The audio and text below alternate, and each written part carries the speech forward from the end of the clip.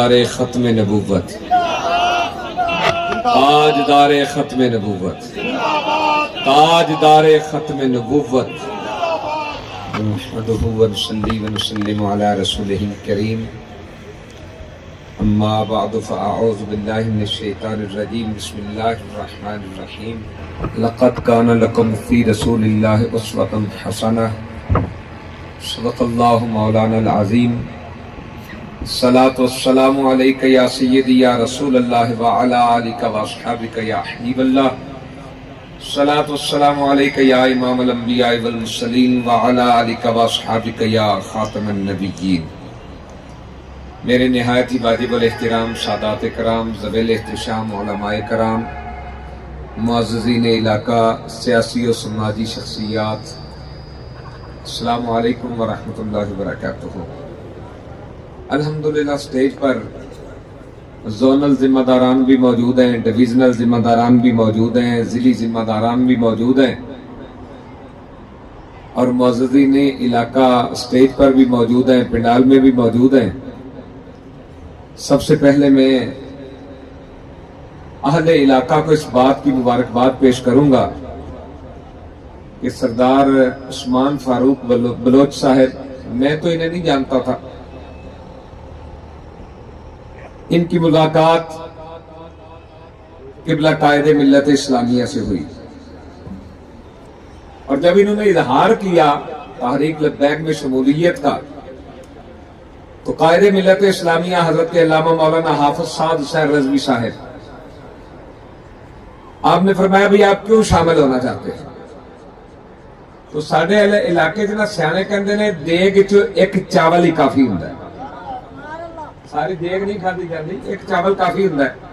انہوں نے کہا کہ جب ختم نبوت پہ پہرے داری کی باری آئی تو تحریک لبیک سامنے تھی.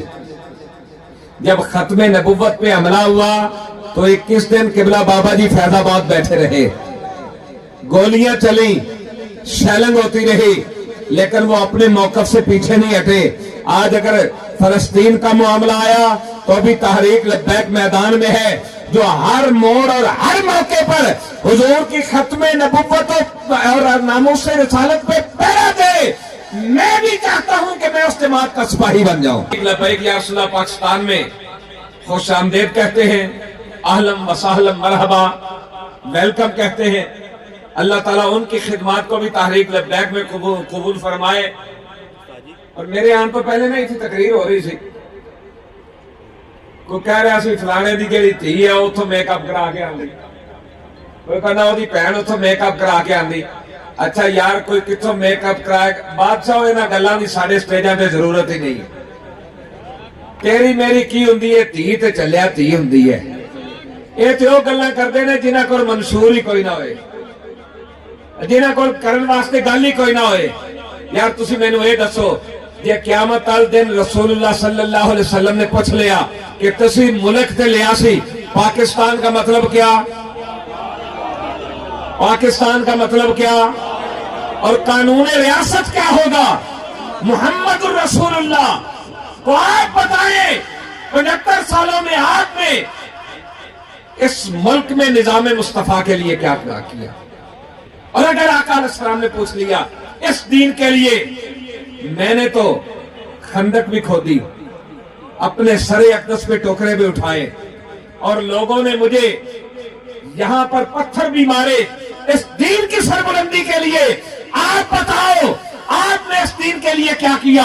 حضور کے دین کو تخت پر لانے کے لیے آپ نے کیا کیا؟ تو آپ مجھے بتائیں کیا جواب ہوگا؟ کیا کہتے رہے ہم؟ آیا آیا تیر آیا، آیا آیا شیر آیا، بلہ آیا؟ نہیں نہیں، نہ تیروں کی ضرورت ہے، نہ شیروں کی ضرورت ہے، نہ بلوں کی ضرورت ہے. ارے دیکھو دیکھو کون آیا؟ محمد عربی کا دین آیا. بھائی ہم نے رسول اللہ کے دین کو تخت پر لے کر آنا ہے. آپ نے 75-76 سال انگریز کے قانون کو دیکھ لیا، اور ادھر ادھر آپ یہودیوں کے قانون کو بھی دیکھ رہے ہیں. سب قوانین آپ نے دیکھ لیے. آپ نے وڈیروں کا کیا نظام ہوتا ہے وہ تو آپ کے علاقوں میں موجود ہے، سب کچھ دیکھ لیا.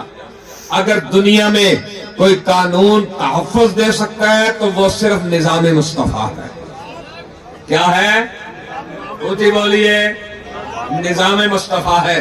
تو میرے بھائی نظام مصطفیٰ کے لیے پھر قربانیاں تو دینا پڑتا ہے، اپنے آپ کو پیش تو کرنا پڑتا ہے. یہ جب لبیک کا نعرہ لگایا جاتا ہے نا کہیں ایسے اچھا تاڑی مارنی ہو سارے، اور بھائی ایسے نہیں. لبیک کا پتہ ہے مطلب کیا ہے؟ اگر ڈکشنری جا کے نکالیں تو لبیک یا رسول اللہ کا مطلب یہ ہے کہ یا رسول اللہ اگر آپ مجھے ایک بار بلائیں تو میں آپ کی عزت پہ قربان ہونے کے لیے 2 بار حاضر ہوں.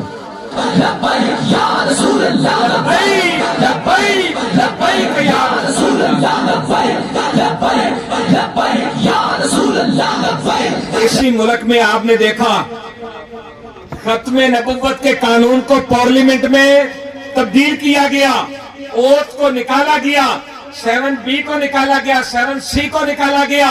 اور اس وقت بھی اگر کوئی جماعت برسر میدان تھی اور اگر اس وقت بھی ختم نبوت کے ڈاکوؤں کو اگر کوئی للکار رہا تھا تو میرا قائد قبلہ امیر المجاہدین تھے. لبیک یا رسول اللہ، لبیک لبیک لبیک یا رسول اللہ، لبیک. اور اگر فرانس نے رسول اللہ کے کارٹون بنائے، ان کو سرکاری سطح پہ چلایا گیا، جماعتیں تو اور بھی تھیں اور وہ بھی تھا جو کہتا تھا یہ چھوٹا سا طبقہ ہے، جماعت تو وہ بھی تھی. لیکن آج پتا چلا ارے جن کے ہاتھ میں دامن مصطفیٰ ہوا کرتا ہے